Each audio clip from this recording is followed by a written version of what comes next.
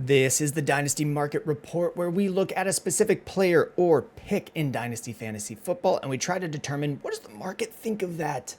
You know you should be trading to make your team better in Dynasty, but you also understand buy low, sell high. And if you don't know what low is for a player or what high is for a player, you can really hurt your team.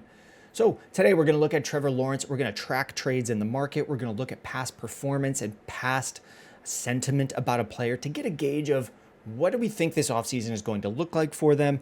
Where can we be trading in for that player? And where can we be trading out on the high end? So if we pull up Trevor Lawrence's value throughout his career, and we don't always show the full career, specifically for Trevor Lawrence, I do want to show it because it's a ton of ups and downs. It's a lot of head coach changes, good performance from Trevor, and then, oh, that head coach isn't so great anymore, and poor performance from Trevor. And I think we're heading into an up tier swing. Here's this past year since the Jacoby Myers trade and since Liam Cohen's offense has been more and more installed and they started to click.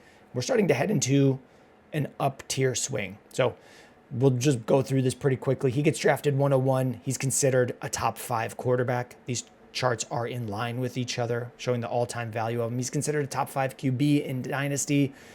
And then we go through that first offseason, and Urban Meyer seems like kind of a disaster. And then the season starts and we get pretty low. They move on from Urban Meyer. Doug Peterson comes in, and in those first couple weeks, things start looking better. And then we go through that season and they're looking good. They make the playoffs, go through an off season. And then we get to the next season. And as we're in there, Trevor Lawrence, even with this same coach, is not quite hitting. He's back again. It's not quite hitting. Things are looking rough. Is he a bust of a pick? He was taken at 101, and he's not the next big thing. He's not the next Andrew Luck. And now here we are. This is January 2025, about a year ago. They bring in Liam Cohen. The value starts to rise. The play at the start of the year, not looking amazing. And then after a trade for Jacoby Myers and more time in the offense, things start to click. Now, if you remember, Trevor Lawrence closed out the year in his last 4 games with all top 5 finishes. He had a number 1 quarterback finish on the week. Now, that was against the Jets, but he also was a top 5 finish against the Broncos. So he ended the year really strong and then went into the playoffs and looked respectable. And now we're heading into kind of another offseason uptick in value. Do I think he gets up to around 7,900, 8,000 again? No. He's older now. We've seen enough of him not performing to these heights that we're not, I don't think everybody's jumping back in. He's the next great guy.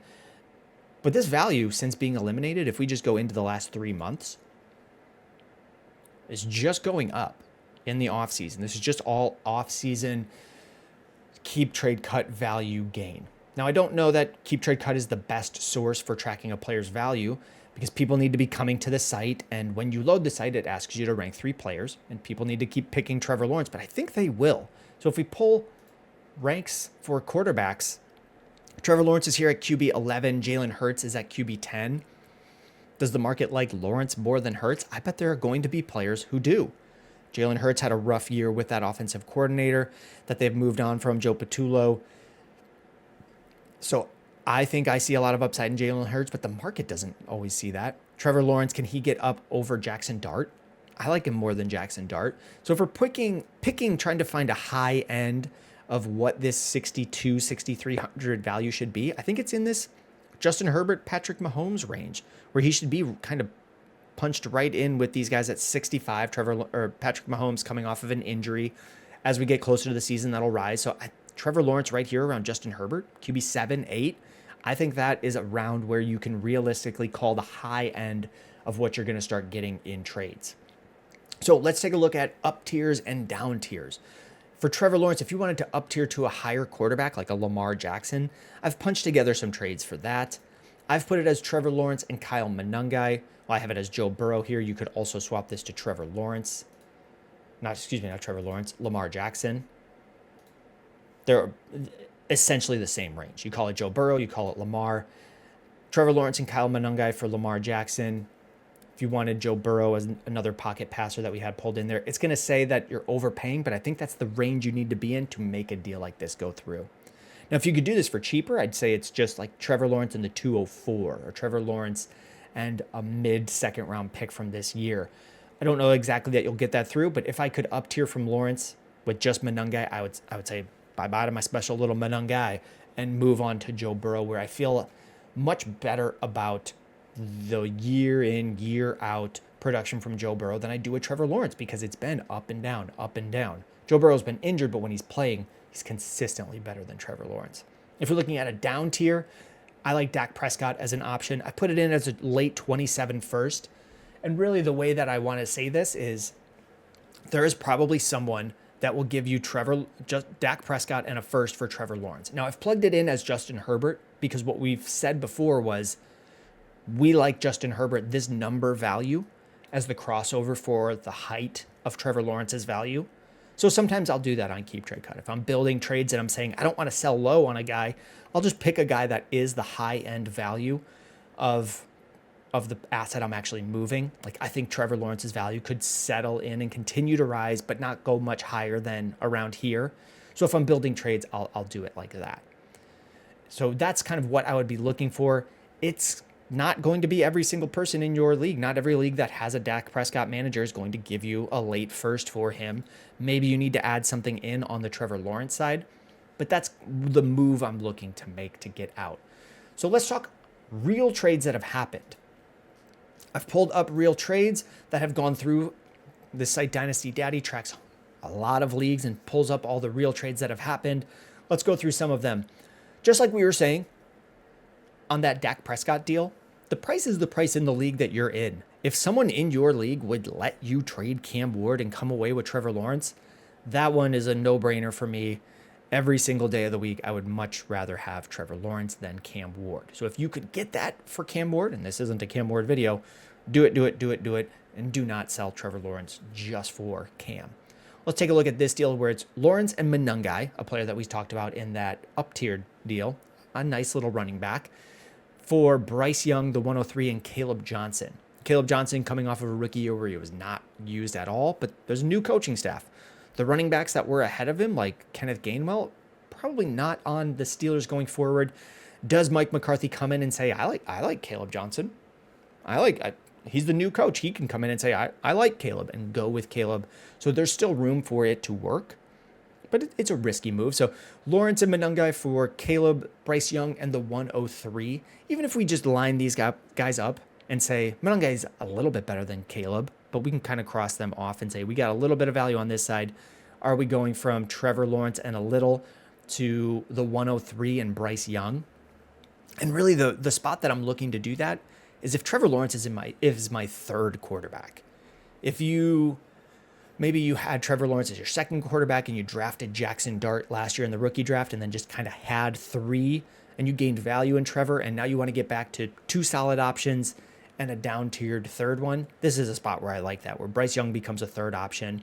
You go from a running back who did work this year to one that hasn't, but could still. And then Trevor Lawrence to a fine third option and a solid young receiver at 103. Then I would take this side. But that's kind of the team that I would need to have to make a trade like this. Here, if I could up tier from Trevor Lawrence, we've talked about some up tiers, but if you want to get up to one of the top dogs, Trevor Lawrence in a 27 first with Pat Bryant for Drake May, I'm taking Drake May every time. This one doesn't really feel that close to me. Here, Trevor Lawrence for Michael Penix and Garrett Wilson. This is another spot where if I'm down tiering from a third option or a second quarterback, and then I pair this with a cheap Matt Stafford. So if Trevor Lawrence is my second quarterback in Superflex, I bring in Michael Penix and Garrett Wilson. You get a better receiver, a weaker quarterback. I think people would prefer Lawrence to Penix. There's still the possibility that Penix works out, but he'll probably miss some time this year. We hope that he bounces back and is okay. If you have a solid another quarterback for this year, like I was saying, a Stafford, even Aaron Rodgers, if he comes back to kind of patch things together, and then have Wilson and that other quarterback, that's where I would be moving Trevor Lawrence for, something like that. Let's try to find some that are just picks. Here's one where you're going Trevor Lawrence to 105 and Jalen Noel. I don't know that you're getting enough in Jalen Noel to go to the 105 and kind of reset. At 105, if we're talking Jeremiah Love, Carnell Tate, Tyson, Mekhi Lemon, Fernando Mendoza, if it goes in that order, do I want to go from Lawrence to Mendoza and pull in Jalen Noel? That's not enough for me. Jalen Noel's not really enough to take the risky shot of going from Trevor, who has upside, to Mendoza that we're not totally sure what he is. I don't know why Jalen Noel would be enough to do that. Trevor Lawrence for just a first and a second in 2027, unless I knew that these were a really high-end first, and we don't know. I'm probably staying with Trevor and would be fine moving a random 27 first and second to get a second quarterback if I needed one, or a decent like first quarterback. And then here, Trevor Lawrence for Saquon Barkley and the 111. I think this is worth more than the deal that we just covered.